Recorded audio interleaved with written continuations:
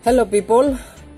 Today's Isabel Vlog. Shoutout sa lahat ng mga Pilipino sa buong daigdig. Nako mga besyang, meron tayong upload video sa inyong lahat. Hindi talaga makabab on. Ito si Attorney Roque. Part 2 ito guys ha. Ay tungkol po dito sa confidential fund. Talaga namang binabanatan niya ang kamara. Especially guys, the Speaker of the House. Nako talaga namang ang dating may korupsyon talaga na nangyayari or may anomalya. Nang dahil lang dyan sa confidential fund, ayan, nagwawala na sila mga kababayan. Ano po ang sa tingin nyo? Comment lang po kayo. Of course guys, pakinggan nyo po ang kanyang sinasabi. But before that, don't forget to like, hit the button bell, at sub na rin po kayo. Maraming salamat po. God bless Philippines. Bye bye bye. Babuns. Aminin ang itigil yung hypocrisy na yan. Yung pagkukunwari na yan. Talaga po ako nagsalita. Ako po, team player. Okay, pulaan nyo ako.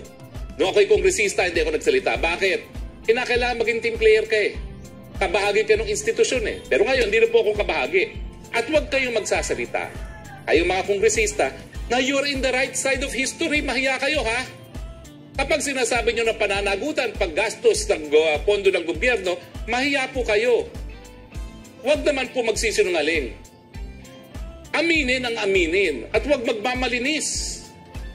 Kaya po may confidential fund kasi may mga gastos na hindi maidaan sa government procurement. Tapatin po natin ang taong bayan. Kapag ikaw ay nagsisilbi sa bayan, hindi naman po pwede na yung ibibigay mo sa patay, yung ibibigay mo sa may sakit, idadaan sa proseso ng bidding.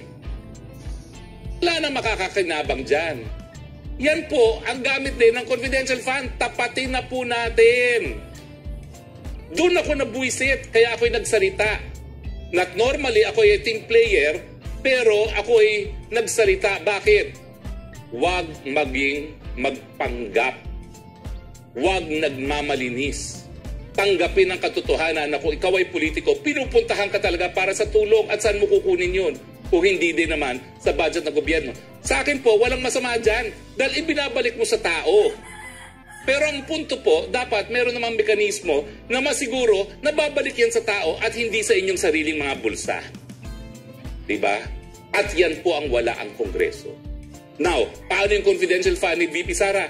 Yan po ay subject to repertorial requirement every quarter.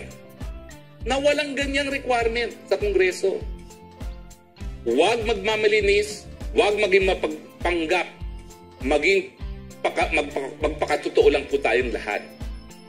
Aminin ninyo ng pagtanggal sa confidential fund ni Sara dahil banta siya kay Speaker Romualdez. Pero huwag kayo magmamalinis.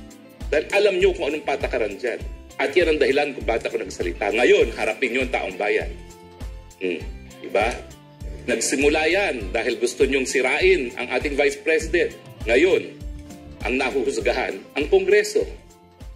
O gusto niyo pa bang pag-usapan kung paano ang kita ng mga congressman sa infrastructure project? Mananahimik na muna ako kasi baka naman magpakatotoo na ang aking mga dating kasama sa Kamara. Ping Lacson, kaugnay nga dito sa allegation na legalized corruption. Nakalathala ito sa kanyang mismong website, no? There's no such thing as legalized corruption in Congress via concurrent resolution, much less one with my involvement, as claimed by some sectors who are either misinformed or seeking to disinform or both.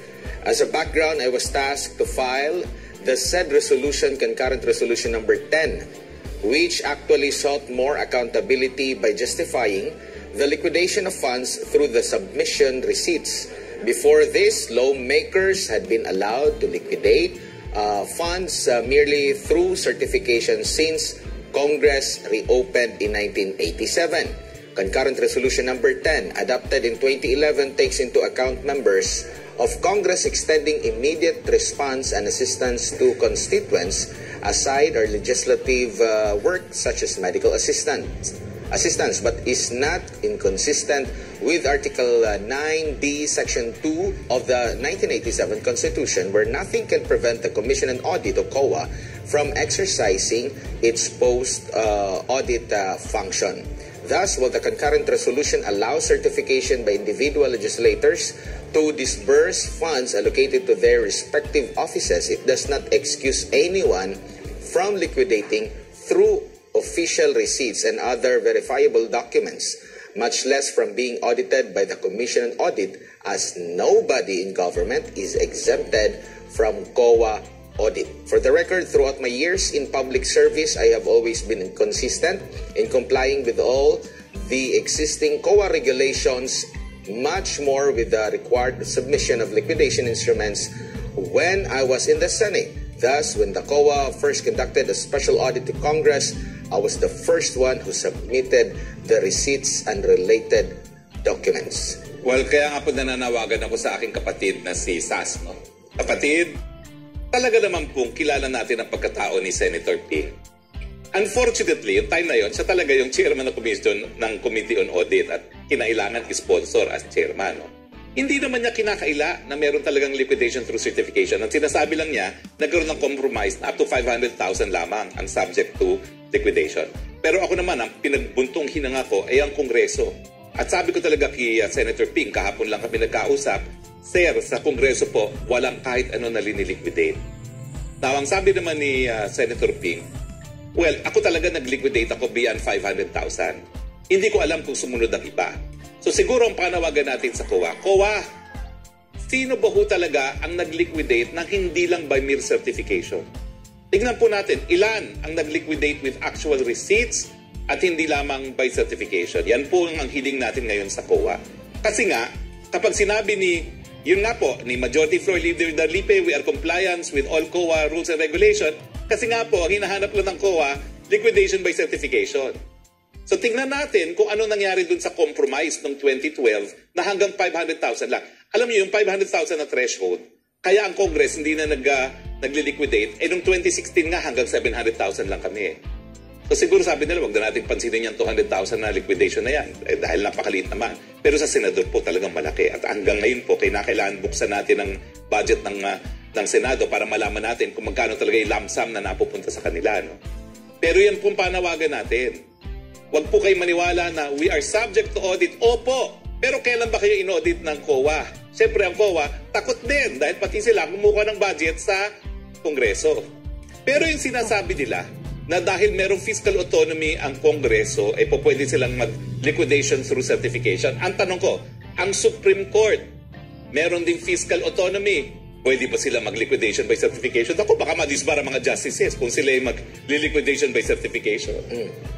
Ang COA, meron ba silang liquidation through certification? Wala. Ang COMELEC na may fiscal autonomy din. Ang Civil Service Commission, meron ding fiscal autonomy. Meron ba silang such a thing as liquidation by certification? Kongreso lang po kasi silang gumagawa ng budget. Kaya may sense of entitlement. Kaya sa akin, ang panawagan ko, magpakatotoo lang po kayo. Mananahimik pa rin ako and become a team player kung nagpapakatotoo. Pero pag